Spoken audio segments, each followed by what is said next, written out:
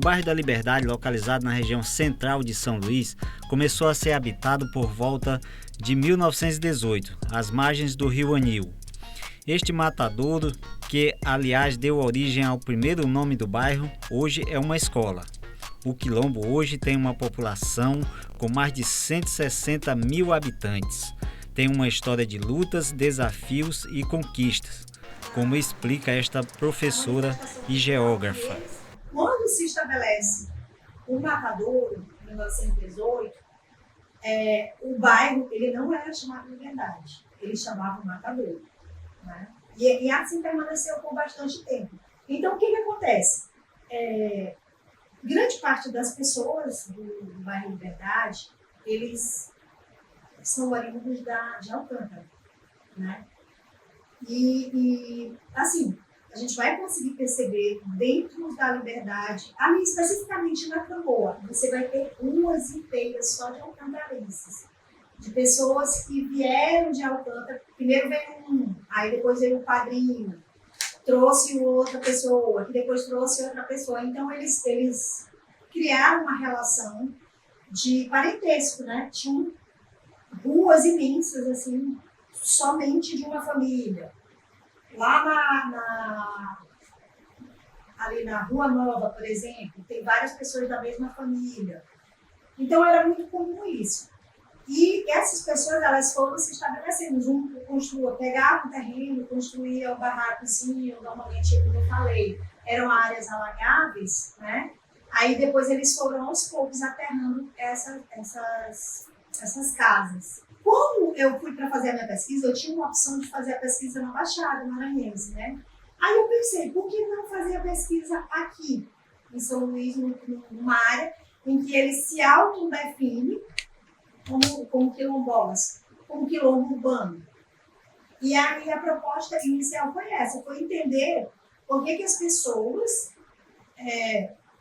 se auto-intitulavam ou se autodefiniam como quilombo urbano, né? E tentar compreender essa concepção. Para minha surpresa, né, eu não conhecia a Liberdade assim. Eu conhecia de passagem. Quando eu chego lá, eu me deparo com um universo de manifestações que a gente vai lá no nosso trabalho, a gente vai chamar de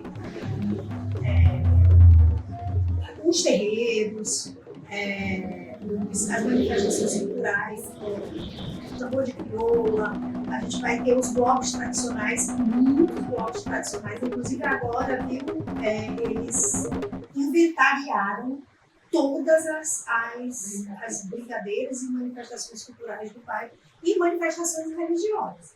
Então, assim, eu não tinha noção desse universo tão grande dentro do bairro.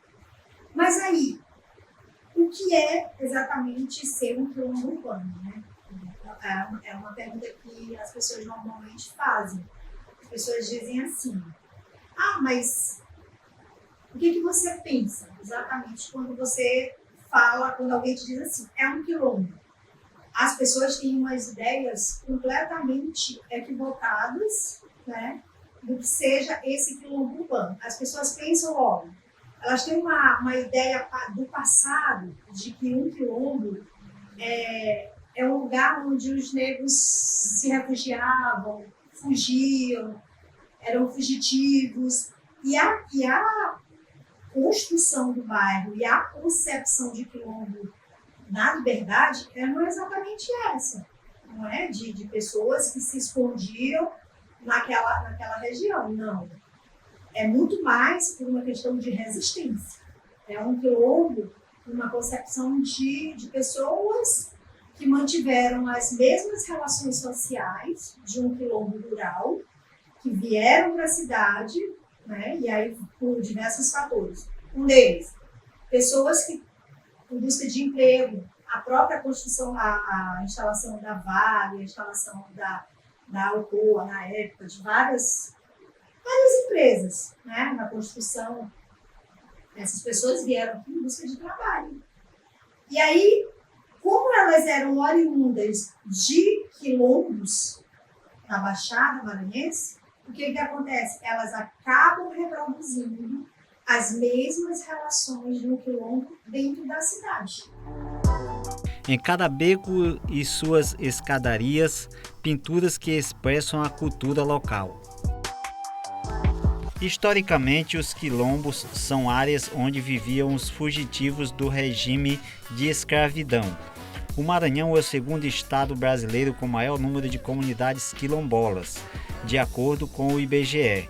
No município de Alcântara, por exemplo, é onde se concentra o maior número de quilombolas do Brasil em termos proporcionais.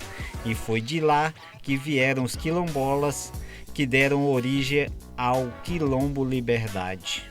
Embora tenha em seu passado um histórico de violência, o quilombo tem hoje suas características próprias e sua história começa a partir de estudos que o tornaram referência mundial.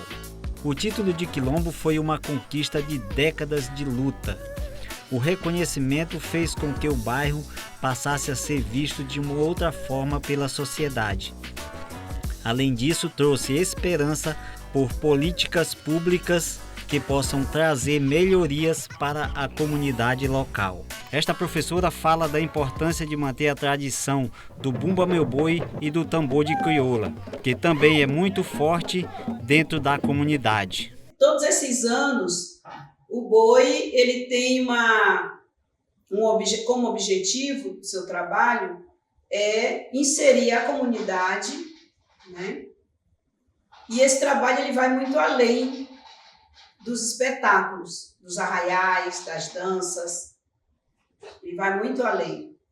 Ele prima pela formação das pessoas, claro, de forma bem pontual, mas de uma forma bem, digamos assim, bem forte na vida das pessoas, né? Hoje, por exemplo, 90% do boi é composto por moradores da comunidade. A Liberdade é um celeiro cultural muito grande, né?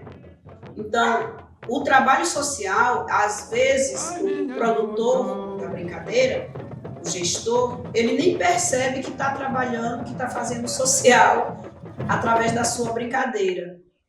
E aqui na floresta, isso é muito claro, né? Nós fazemos questão de evidenciar esse fator social dentro da brincadeira, justamente para que os outros grupos se espelhem, né? E conheçam a força, né, que a cultura popular tem. O Quilombo Liberdade é formado por pessoas vindas principalmente do interior do estado. O título de quilombo urbano é recente, mas a luta de resistência por aqui já dura mais de um século. Em 2019, a Fundação Cultural Palmares finalmente reconheceu e deu o título à comunidade. Com o reconhecimento, a população tem esperança por políticas públicas que possam trazer melhorias para a localidade. E eram muitos quilombolas, né? E que se instalaram no bairro da Liberdade, porque teve esse momento do matadouro e teve esse momento de pessoas que foram expulsas. E não tinha onde se instalar, foi justamente onde foi o período que começaram as palafitas aqui na Liberdade. As pessoas começaram a construir casa na beira do rio, né? Então é uma comunidade que tem uma história de resistência, tanto lá nas suas comunidades rurais, seus quilombos rurais, quanto aqui na própria cidade. O Centro de Cultura Negra, na época, era o Magno Cruz, ele deu uma palestra para o pessoal do hip hop, a galera que fazia parte do movimento hip hop, e falou sobre quilombo. E aquilo foi uma coisa que despertou uma coisa muito bonita. Pô, a história de quilombo é uma história muito bonita, a história de... Deu uma autoestima muito grande para aquela juventude, dizer, não sou descendente de escravo, sou descendente de quilombola, e quilombola era uma coisa muito positiva. E aí começaram a se autodeclarar quilombola, não, eu sou quilombola, eu sou quilombola. E juntando a toda uma história dos quilombolas que vieram que a comunidade é formada por quilombolas oriundos da Baixada, do litoral, oriundos dos quilombos rurais. Então, sempre foi muito forte a questão da resistência negra, da identidade negra, e o ser quilombola era parte dessa identidade, dessa autoestima, dessa coisa bonita, do lado bonito da história. Essa oficialização foi uma forma de exigir do Estado que nos reconhecesse enquanto quilombola e que nós tivéssemos acesso a, inclusive, as políticas específicas voltadas para os quilombolas. E aí a gente fez esse pedido, foram 14 entidades depois do pedido oficializado. Nós fizemos foi ampliado, né? Várias organizações vieram e por muita sorte, a gente acha que foi muita sorte. Justamente em 2019, a gente fez o pedido em 2018, em 2019 veio um antropólogo da Fundação Palmares, de Brasília, que fez a visita técnica. E ficou extremamente impressionado, disse, não, é quilombola. Tanto é que quando veio o relatório dele, ele disse assim, ele deu uma denominação que nunca tinha colocado para nenhum quilombo, que era um quilombo transplantado, porque foram transplantados da Baixada, né, de quilombos rurais. O Boi da Floresta foi uma das instituições que chancelou essa certificação, né? Quando nos foi apresentado o projeto, o Boi da Floresta entrou lá com a sua logomarca, com o seu apoio, representando uma das instituições, uma das 14 instituições do território que chancelaram a certificação. O reggae tem seu espaço na comunidade, como explica este nativo, que também é dono de um dos espaços onde o reggae é dançado e reverenciado pela comunidade. Os marinheiros chegavam da Guiana Francesa, de vários lugares, com os discos no braço, e eles trocavam por bebida para poder ter uma grana. E as pessoas começavam a escutar e viram que naqueles discos tinha um Jimmy Cliff, tinha um Bob Marley, tinha um Peter Tosh. E assim o reggae começou a vir para cá, para a Liberdade. E teve pessoas daqui da Liberdade, Dread Sandro, Chico do Reggae, Zé Roxinho, Nat Knives. Essas pessoas tiveram a ideia de viajar para Jamaica, para Inglaterra, para Londres, para os lugares que a música reggae era mais forte. E eles começaram a trazer disco de lá para cá, para a Liberdade. Por isso que nós do Quilombo titularizamos o bairro da Liberdade como o bairro do reggae. Porque 70% das músicas que se escutam em São Luís foram essas 4 pessoas que trouxeram da Jamaica para cá. Então isso fez com que a Liberdade se tornasse o bairro do reggae.